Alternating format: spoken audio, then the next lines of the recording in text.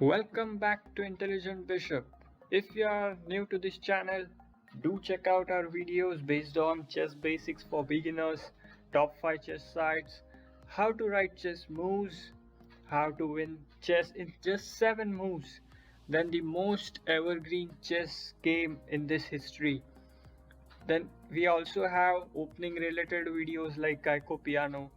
We also have middle game improving videos. We also have videos based on endgame. We also have chess videos based on the top players like Ding Liren, Magnus Carlsen, Hikaru, Vishy Anand. Do check all these videos, link in the description, guys. Okay, so let's start with our new video. In this video, let's play chess. What else do we do?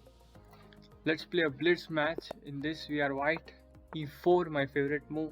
C6, it's a typical Karo Khan. Takes C4, attacking in the center. Knight F6, Knight F3, Bishop G4 or Knight C6. Yeah, Knight C6 is played. Knight C3.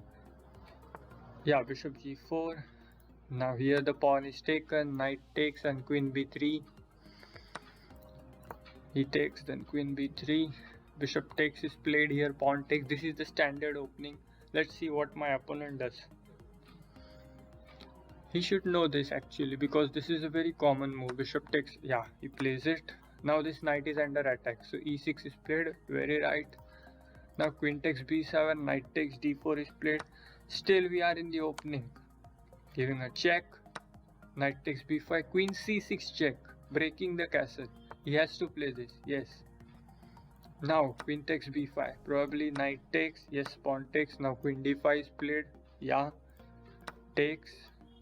And now Bishop F4 is played in these positions. Let's have it. Let's have an endgame right now. Let's try to win in the endgame. Rook B1. Looking at the 7th rank. Will he give me entry? I don't think so. Yeah, he restricts it. But now what he allows is Rook B8. Now this Rook is completely passive till the Bishop goes to G7. So yeah, he has to play this move. G6. Now King D2. Bishop G7 is played. Then Rook E1 check. He has blundered probably. Now he has to play King F6. What else? My Rook is controlling. My Bishop is controlling diagonal. Rook is controlling things, so he has to play King F6. Now Bishop E5 check and immediately winning probably. Takes on H8, takes and piece up. He should resign. Oh, wow. He gives the exchange away. Otherwise, I would have been simply piece up, but instead, he wants to have some hope in his side. Rook B7 trying to enter from here. But King D3, simply Rook B2 then Rook E2. Okay, he's trying to attack this pawn. Let's defend it. D4 then C4. So he's having 2 attacks. I'm having 2 defense, so this pawn cannot be taken. So this is one of the learning, that if there are equal number of attackers and defenders, then you cannot take that piece or pawn. Let's see, can he defend this? Because I'll just bring my another rook into game by playing this move. Okay, he goes for it. Rook C2, guarding this 7th rank of. Yeah, again he just repeats. Rook F4, Rook H4, bringing my rook into the game. I'll give up this pawn no matter, but I'll try to win from this side of the board. H3, because the bishop was always attacking this. Now I can play Rook E4 freely. He will go here probably, but he cannot take this pawn as his A7 pawn is also gone, and my A passer will be much more dangerous than his G pawn. So he plays Rook B7. Rook A5, just hitting this pawn from sidewards. Now King E6 or Rook D7 will be played, defending this pawn. Let's see what he plays. If King E6, then I have Rook E2. Yeah, rook d7 is a very natural move. Now I can play rook b2. If rook c7 now, I can play rook b3 always. Otherwise, I will just go rook b5 and take this pawn. Let's see what he does now. He has to take some decision, because if you look at the position, his d5 pawn was really weak. Now c4. Now this pawn will just run. Okay, king e2, he wants to give d3 check and take my rook. Otherwise, he's taking this pawn. Very nice idea. Rook d5. Let us exchange the rooks, if he allows. Rook c7, then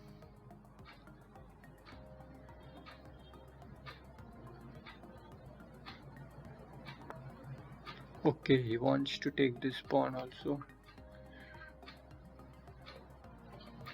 c5, let's do it. c6. Rook takes s3, king c4. Okay, you go here, then rook c2, just defending this pawn. Now rook d7 is a threat. If he takes this, then simply rook d7. He's having 58 seconds, I'm having 2 minutes, so I am better on time. These pawns are... Oh, he blundered the bishop. He took off the support. Now I think he resigns. Yeah, so we have won and reached 2028.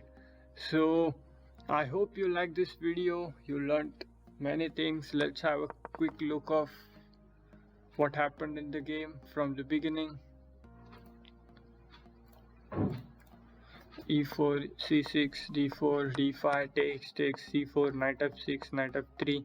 So this is just Karo Khan variation. This is the opening theory. You can refer it.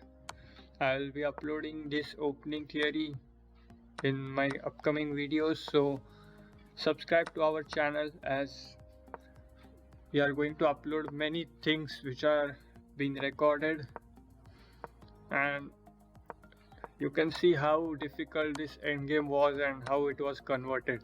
At this point I was speaking that if he takes the rook, I'll simply take and I'll be peace up.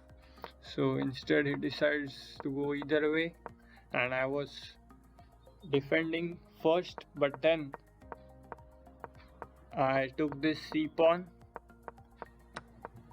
and finally blundered a piece, and yes, that's what happened in this game. Hope to see you all in the next videos, and if you have anything to share, do write in the comment section.